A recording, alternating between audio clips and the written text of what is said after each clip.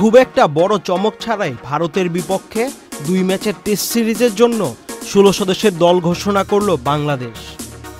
সর্বশেষ পাকিস্তান সিরিজের দল থেকে চোটের কারণে বাদ পড়েছেন শরীফুল ইসলাম। কুস্কির চোট থেকে এখনও সেরে উঠতে পারেনি বাঁহাতি এই পেসার।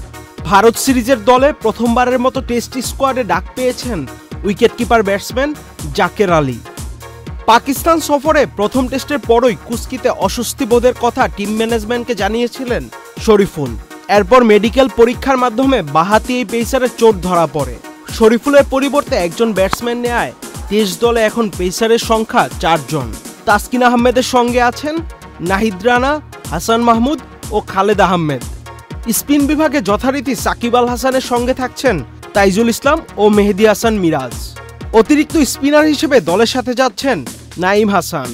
ব্যাটিং বিভাগেও কোনো পরিবর্তন নেই। দুর্দান্ত ছন্দ নিয়েই বাংলাদেশ দল ভারত সফরে যাবে। সর্বশেষ সফরে পাকিস্তানকে তাদের ঘরের মাঠে 2-0 ব্যবধানে হারিয়েছে বাংলাদেশ। 15 সেপ্টেম্বর ভারত সফরে যাবে বাংলাদেশ দল।